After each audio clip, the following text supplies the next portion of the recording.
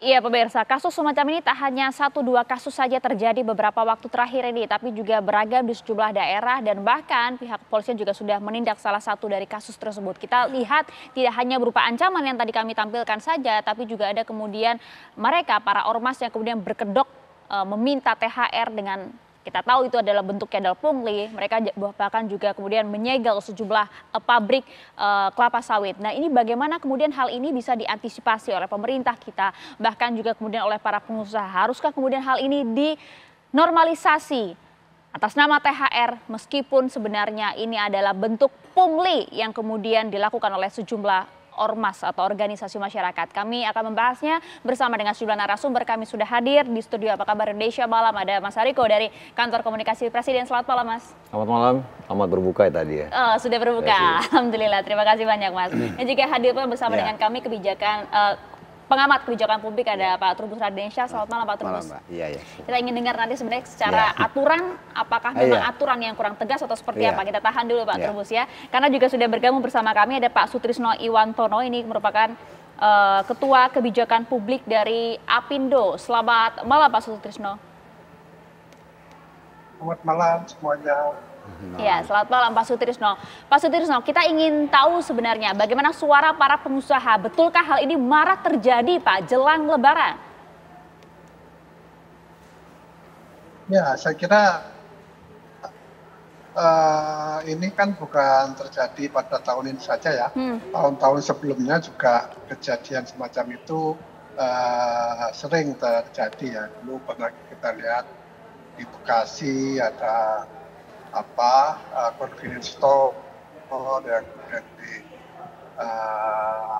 dilakukan pemaksaan gitu oleh oknum semacam itu ya. Dan kali ini mungkin menjadi mencuat ke permukaan karena ada korban sampai meninggal ya di Tangerang kemarin itu, dan tentu ada juga di tempat-tempat lain. Banyak informasi dan laporan yang memang kita dengar ya. Dan tentu ini menjadi perhatian kita semua karena sesungguhnya kondisi saat ini yang dihadapi pengusaha itu kan sangat tidak baik-baik saja ya. Kita lihat bursa kita anjlok sudah berminggu-minggu ya.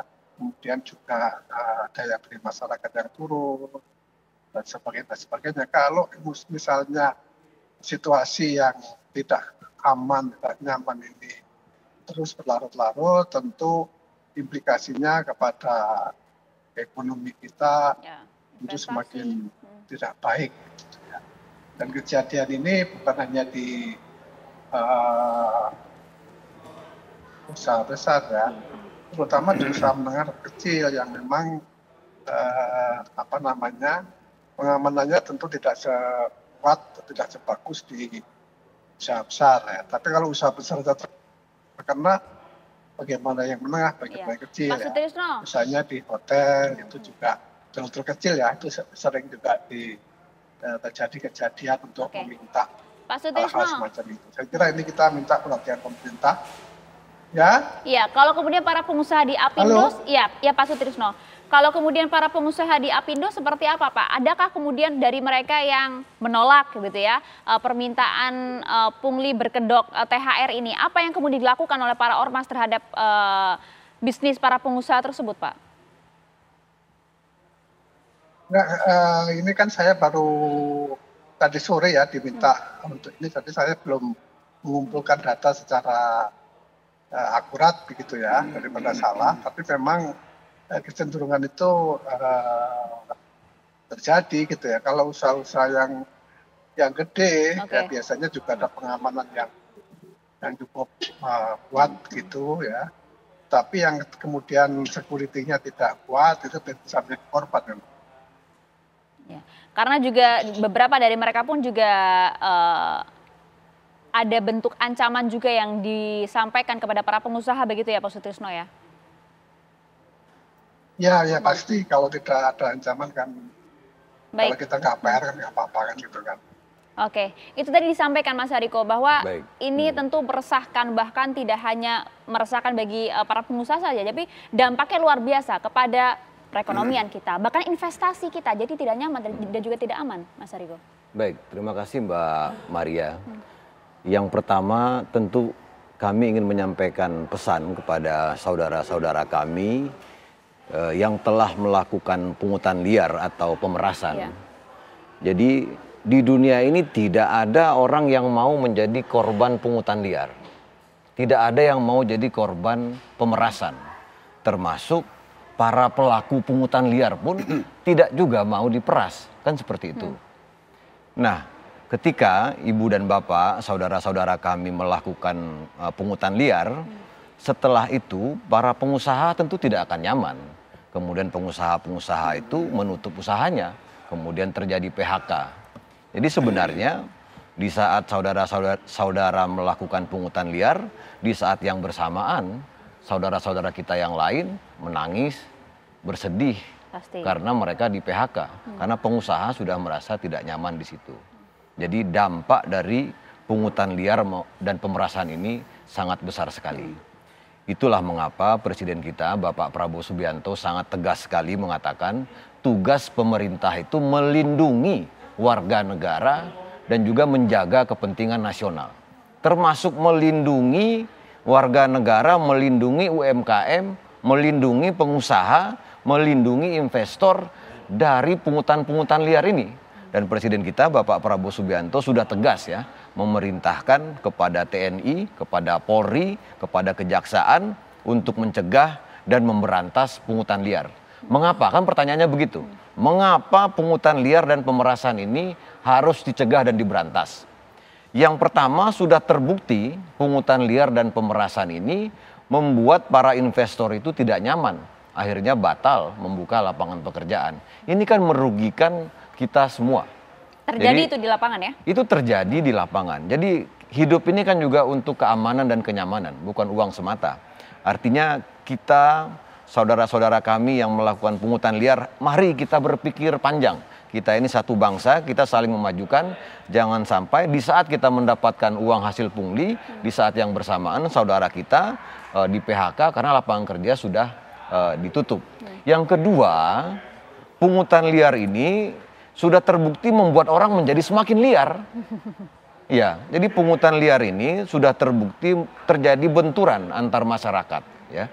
Dan ini mengakar tidak hanya tahun ini saja, liar ini sudah lama juga Pak Hariko. juga membuat benturan antar organisasi kemasyarakatan. Bahkan sudah ada beberapa yang terluka dan meninggal dunia. Ya. Oleh karena itu sekali lagi Presiden sudah memerintahkan dengan tegas kepada TNI dan Polri dan Kejaksaan untuk mencegah dan memberantas pungutan liar ini. Ya. Dan kita sekali lagi mengucapkan terima kasih kepada Ibu dan Bapak. Kami mencatat apa yang disampaikan tadi dan dari beberapa organisasi itu dari Asosiasi Pengusaha Indonesia yang sudah menyampaikan tadi kan, kemudian Perhimpunan Hotel, Restoran, Himpunan Kawasan Industri Indonesia, Asosiasi Pedagang Pasar dari Kadin, Asosiasi Pengelola Pusat Belanja Indonesia, dari UMKM. Ini melaporkan, sudah menyampaikan pendapatnya di media massa dan kami sangat berterima kasih. Kritikan-kritikan dari Apindo, dari APSI, ini kritikan-kritikan yang tulus agar kita ini betul-betul bisa memberantas pungutan liar dan pemerasan ini. Harapan kita seperti investasi itu, Pak. Kita Betul. Indonesia ini ramah investasi, kita negara yang damai. Namun kalau ini dibiarkan terus, tentu akan sangat membahayakan. Sekali lagi ini sudah akan berdampak pada kepentingan nasional kita. Karena sudah jelas Pak Presiden kita, Pak Prabowo kan juga sudah sampaikan menginstruksikan untuk menindak tegas berbagai pungli atas nama THR. Siapapun. Untuk siapapun. Tidak Pertanyaannya ada begini yang kebal Pak Hariko. Pertanyaan adalah kemudian bagaimana peran pemerintah selama ini, karena ini tidak terjadi pada saat ini saja, peran dari Kesbangpol salah satunya, pembinaan terhadap organisasi masyarakat. Mungkin nanti Pak Trubus juga bisa menjelaskan soal hal ini sesaat lagi. Tetap bersama kami di Apa Kabar Indonesia Malam.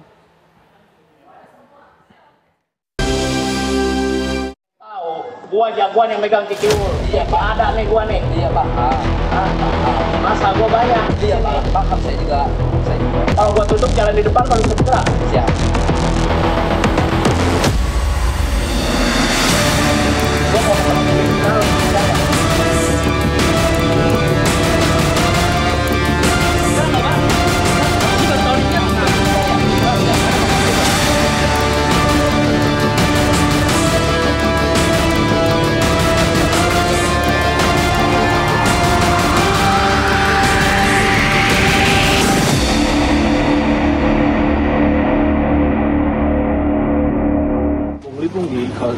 Pak di kawasan ini? Presiden tadi merintahkan untuk tadi akan merintahkan TNI Polri ya tadi ya, untuk tadi dengan kejaksaan untuk melihat seperti itu.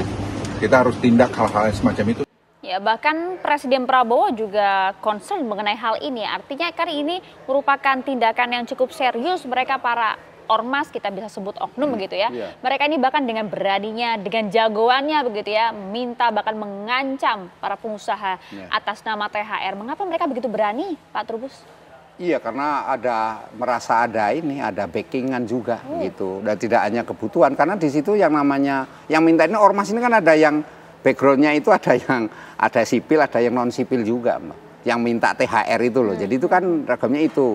Ini persoalan pertama. Yang kedua sebenarnya kalau sudah memaksa itu sudah kategori pidana 30368 lah. 368 itu jelas ancaman, ada ancamannya. Tapi kalau nggak ada ancamannya sukarela ya nggak bisa.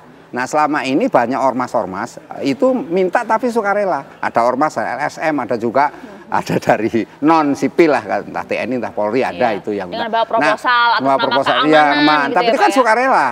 Sukarela ini tidak ada masalah dan itu kan sebagai bentuk tanggung jawab sosial sebenarnya yang harus diberantas yang maksa tadi. Kalau yang maksa sebenarnya 308 sudah 368 sudah cukup. Artinya kalau dia memaksa dengan perbuatan melawan hukum untuk menguntungkan diri, nah itu ditangkap di proses. Kalau kemudian tidak ada paksaan begitu ya, atas nama itu tadi keamanan, sosial kontrol gitu ya, meminta kepada para pengusaha dan pengusaha tersebut memberikan gitu ya. Apakah ini bukan juga termasuk pungli, Pak Trubus? Sebenarnya itu kategori pungli. Cuman permasalahannya kan definisi pungli itu kalau mereka kategorinya PNS.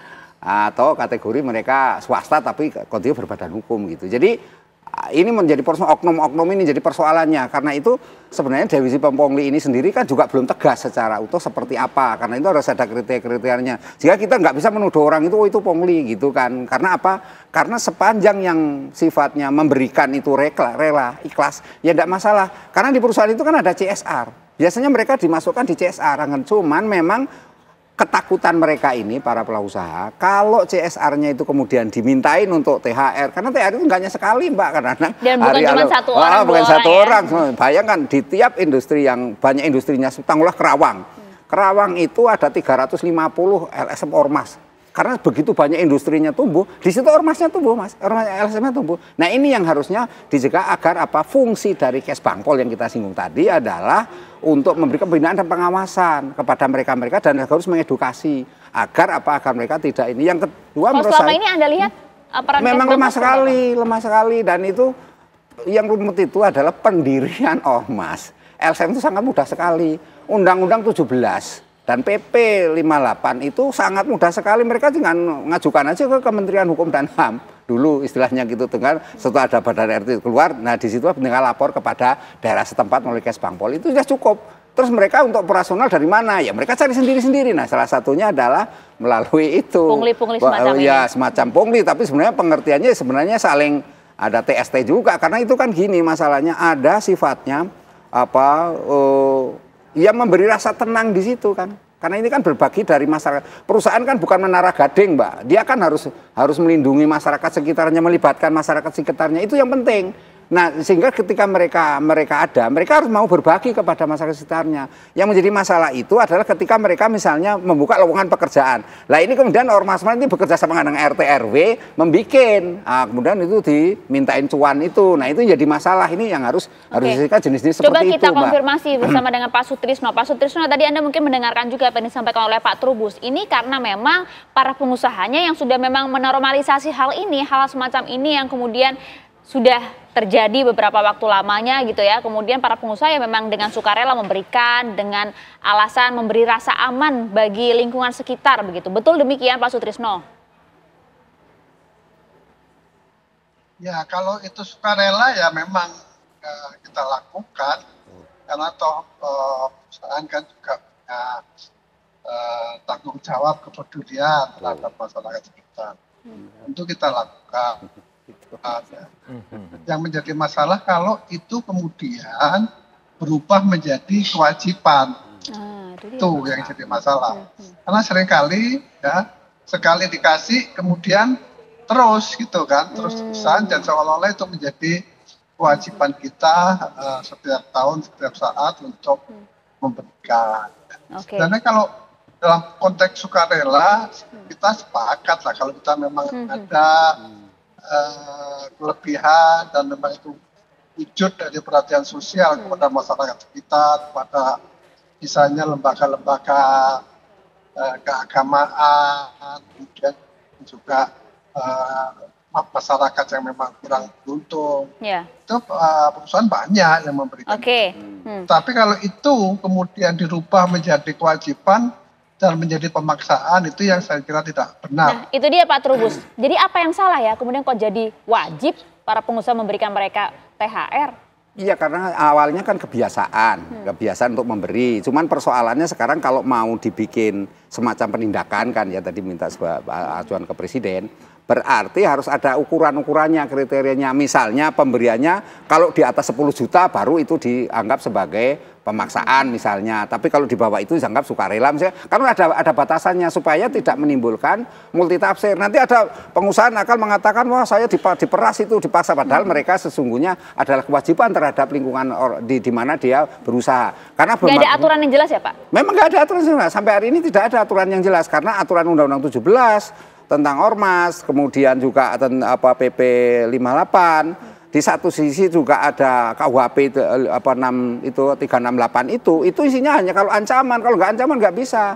Padahal ini perlu kan sebenarnya ya? Ya ini perlu, makanya kalau mau dibikin kebijakan regulasi yang jelas, clear gitu. Artinya kalau itu berupa memang sukarela, ya sudah nggak usah ini karena memang itu kewajiban tanggung jawab sosial, sedekah lah, charity itu kewajiban. Jangan di situ. Kemudian dinormalisasi sebagai kewajiban. Nah, itu kan tadi kewajiban. yang kemudian dikeluhkan oleh para pengusaha. Ya. Mas Hariko, bagaimana kemudian ini harus bisa diantisipasi? Perlukah regulasi yang tadi disampaikan oleh Pak Trubus? Dan bagaimana menciptakan itu tadi rasa aman bagi para pengusaha? Karena di lapangan seperti Anda sampaikan tadi justru bentrokan itu terjadi antara ormas dan masyarakat di sekitarnya. Dijawabnya sesaat lagi Pak Hariko. Tetap bersama kami di Apa Kabar Indonesia Malam.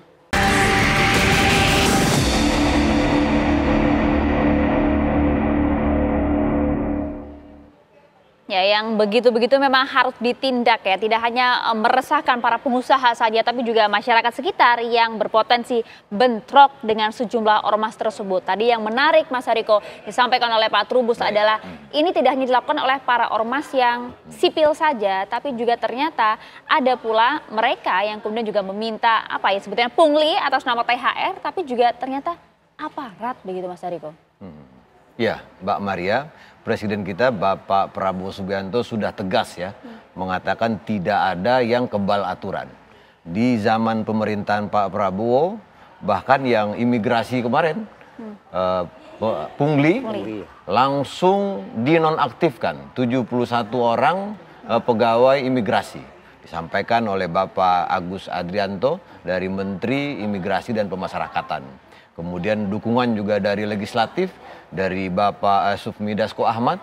Beliau mengatakan ini pelajaran, jangan sampai instansi lain juga melakukan hal yang sama. Kemudian juga ada oknum polisi kemarin di salah satu Polda melakukan pemerasan, juga dinonaktifkan. Intinya tidak ada yang kebal aturan. Mengapa hal ini penting? Karena memang ini berdampak terhadap kepentingan nasional kita. Ini bisa merugikan negara ratusan triliun.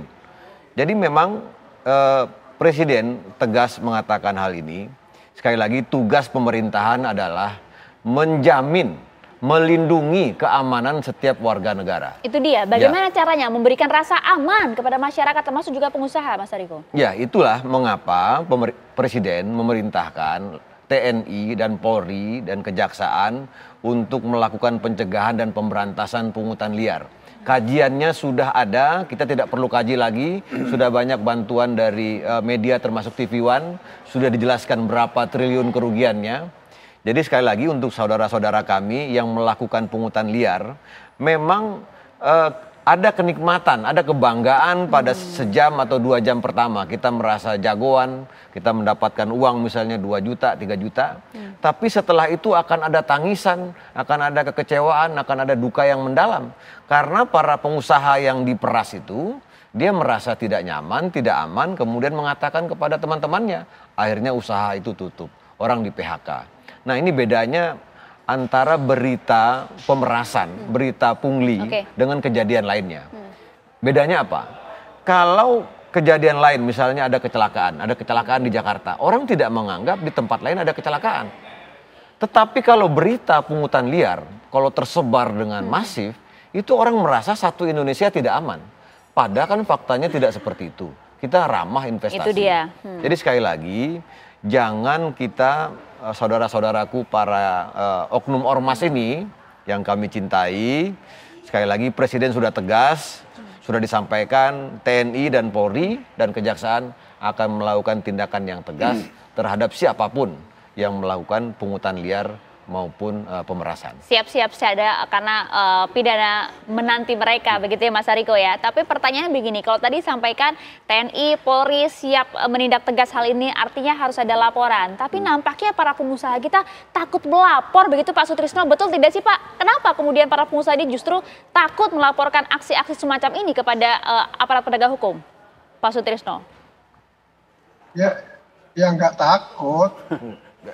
Kenapa mesti takut? Kita ya lapor aja. Tapi seringkali laporan itu tidak mendapatkan respon yang memadai. Tapi satu lagi tadi ya, saya tadi agak kurang nyaman ya ketika diusulkan pungutan-pungutan itu perlu diatur dengan peraturan. Peraturannya sudah jelas kok. Yang boleh memungut itu negara. Tidak ada di luar yang boleh memungut. Nanti kalau LSM yang mau minta duit aturannya begini itu artinya kan membolehkan. Ini sekarang tinggal tegakkan aja aturan.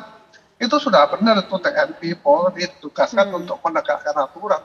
Aturannya jelas bahwa LSM atau apapun namanya itu tidak ada yang mempunyai hak untuk mengambil uang secara paksa gitu. Tapi kalau orang sukarela ngasih ya oke, tapi kalau itu jangan dijadikan kewajiban ya. Jadi sekali lagi tolonginlah, ini bukan soal mau diatur atau apa, aturannya udah tegas, yang penting penindakannya aja dilakukan. Itu aparat di bawah itu ya kalau mau menemui itu dilaporin ya tindak gitu. Seringkali kan laporan hilang begitu saja itu.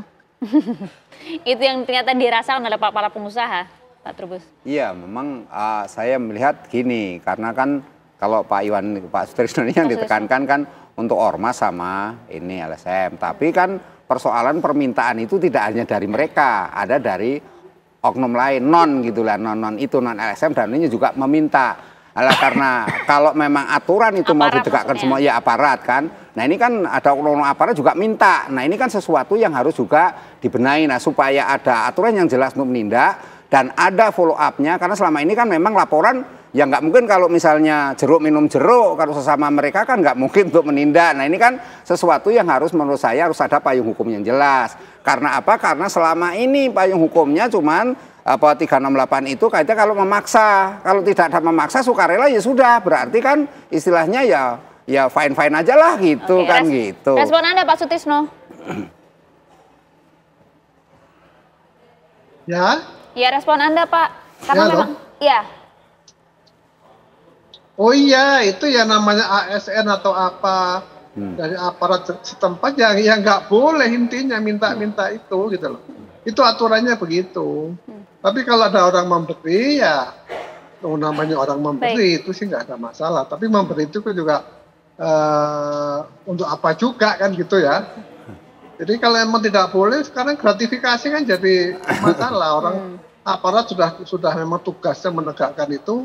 Menerima pemberian dari pengusaha itu gratifikasi, ya nggak dibenarkan juga. Gitu. Oke, kalau tadi sampaikan. Karena menurut saya aturannya sudah jelas kok. Aturannya sudah jelas, tapi implementasi penindakan di lapangannya, Mas Hariko, ya masih kemudian dikomplain oleh sejumlah pengusaha. Iya, kita udah sama-sama melihat selama lebih kurang 1 minggu ini banyak sekali penindakan yang dilakukan oleh kepolisian terhadap oknum organisasi kemasyarakatan, bahkan ketika saudara kita ini mengaku kami jagoan di sini, tetap ditindak. Tidak ada orang yang jagoan kita ini negara. Karena udah viral dulu Mas, kalau yang nggak viral gimana tuh? Ya tidak, semuanya ditangani. Jadi sama-sama ya, jadi Presiden kita ada 2 yang selalu disampaikan oleh Bapak Presiden. Yang pertama kita jaga kerukunan, yang kedua pemerintahan yang bersih. Nah pungutan liar, pemerasan ini sudah mengakibatkan banyak orang yang tidak rukun, bentrok, bahkan ada yang meninggal seperti tadi. Nah, biasanya ini kan mengatasnamakan hari besar nasional dan hari besar keagamaan. Nah, justru di sini yang ironinya, Itu dia. jangan sampai kita menodai kesucian hari-hari besar agama ini, kemudian memeras para pengusaha atau memeras siapapun. Intinya Presiden, pemerintah ingin melindungi seluruh masyarakat. Sepakat. Apabila ada yang merasa tidak terlindungi, dilaporkan. Apabila laporan itu tidak ditindaklanjuti, silahkan disampaikan. Dan sudah banyak bukti-bukti ketika laporan itu tidak ditindaklanjuti, justru pihak yang aparat tersebut yang diberikan teguran, bahkan ada yang dinonaktifkan. Artinya tanpa pandang bulu, yang salah kemudian harus segera ditindas kalau kata Pak Prabowo di situ. Karena Mumpung ada Mas Adiko di sini, Mas. dampaknya luar biasa. Itu dia. Dampaknya Mungkin bisa luar memberikan juga himbauan begitu ya kepada para pengusaha, menghitung hari ini sekitar 9 hingga 10 hari lagi menjelang Lebaran, untuk kemudian tegas begitu, jangan diberi kalau ada hal-hal semacam ini. Silakan Ya. Mas Adiko. Tadi kami sudah melihat tidak ada ketakutan ya. Sudah terbukti tidak ada ketakutan dari ibu dan bapak kita para pengusaha untuk melaporkan. Dan kami punya catatannya di media, bahkan disampaikan langsung secara terbuka di media bahwa kami menjadi korban pemerasan. Artinya tidak ada ketakutan. Kalau tidak ada ketakutan, artinya ada kepercayaan terhadap aparat untuk melakukan tindakan tegas. Dan sekali lagi, ini kerugian kita bisa triliunan, potensi kerugian akibat ketidakpercayaan para pengusaha dan investor ini bisa triliunan, tidak sebanding dengan uang yang diperas itu. Dan kami sekali lagi kepada ibu Jadi dan jangan bapak, takut untuk ancaman itu ya. jangan takut. Pada ibu dan bapak, para oknum ormas yang melakukan pemerasan, mari kita seperti yang disampaikan oleh Presiden, kita ini satu bangsa, kita ini saling memajukan, saling membahagiakan, jangan saling menyakiti. Karena yang akan menjadi korban justru akan lebih banyak lagi. Kita optimis. Investasi kita akan terus berjalan, lapangan kerja lewat makan bergizi gratis, lewat Danantara, lewat Koperasi Merah Putih. Dan jangan lupa, yang terakhir ini, ada satu obrolan di masa Idul Fitri. Nah, jadi di masa Idul Fitri itu biasanya kan suka bertanya tuh, Apa tuh? udah kerja apa belum? Ya kan? Kemudian udah nikah apa belum? Ya. Nah sekarang ada satu pertanyaan yang harus ditanyakan saat silaturahmi Lebaran, yaitu sudah cek kesehatan gratis apa belum? Karena pemerintah punya program cek kesehatan gratis untuk seluruh masyarakat Indonesia. Nunggu ulang tahun dulu ya Mas Adiko ya? Sekarang tidak perlu menunggu ulang tahun. Oh, oke, kabar bahagia itu. Terima kasih Mas Adiko. Terakhir mungkin Pak Sutrisno, ada yang ingin disampaikan mumpung ada perwakilan dari kantor komunikasi Presiden di sini. Silakan Pak Sutrisno. Ya itu sudah benar tadi yang disampaikan bahwa aparat harus bergerak, kemudian kalau ada laporan juga direspon dengan baik. Sebenarnya kita sederhana aja, kalau aturan ditegakkan dan implementasinya itu wujud di lapangan, saya kira itu sudah itulah yang kita harapkan. Ya, saling percaya sebenarnya ya kalau kemudian memang berbagai aturannya ditegakkan secara jelas, karena sayang sekali wamen investasi kita pun juga geram melihat berbagai aksi ini, karena itu tadi mengancam perekonomian bahkan hingga investasi yang justru harusnya memajukan Indonesia. Terima kasih banyak Mas Adiko, Pak Trubus, terima kasih waktunya bersama kami. Pak Sutrisno, terima kasih banyak telah bergabung bersama dengan Apa Kabar Indonesia Malam.